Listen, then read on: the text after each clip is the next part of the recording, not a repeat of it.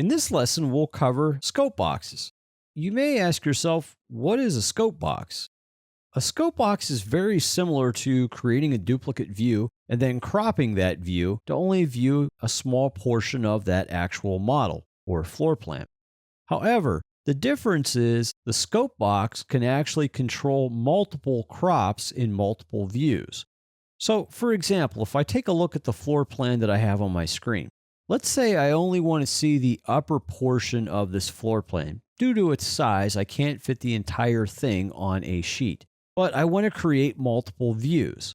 So if I create or duplicate views, what will actually happen is those views become segregated or they're linked if I just duplicate them. If I create a dependent, I can create a dependent between those views, but I still have independent crop boxes in each view. So one way to get around that is to use a scope box and then assign each view the rights to that scope box. So that way the scope box governs the crop in as many views as you want. So to see that in action, let's actually start to create different views, and then we'll create the scope box for the view. The first thing we'll do is duplicate this view. So I'll right-click on this view, go to Duplicate View, and I'm going to choose Duplicate as Dependent.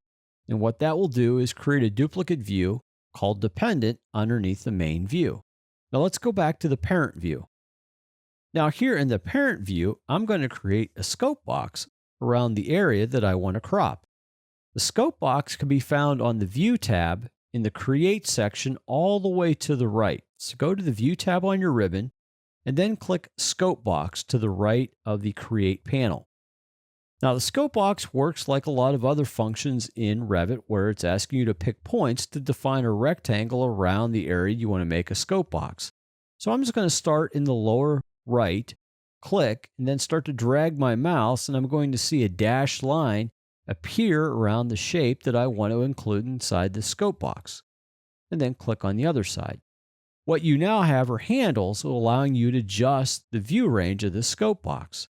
Now, one thing I would do is actually name this accordingly to the area or the elements you actually want to see. I'm going to call this area A. You could call it whatever you choose, and then I'll apply that. And you would continue to create additional scope boxes. Other things you would want to do is create a match line defining where this is actually breaking at, kind of similar to what I have here. Now what I'll do is go to my dependent view. I'm going to double click my dependent view. Right now I see the entire plan. But what I want to do is apply the scope box, which we called area A, to this plan. So in the properties of this plan view, I'll scroll almost all the way to the bottom in the extents area to where I see scope box. And then I'll change none simply by clicking on it, and I see area A for what I chose earlier. Go ahead and select area A, click apply, and now this view is cropped based on that scope box we put back in our plan. Now let's go back to the main view again, Level 1 HVAC duct plan.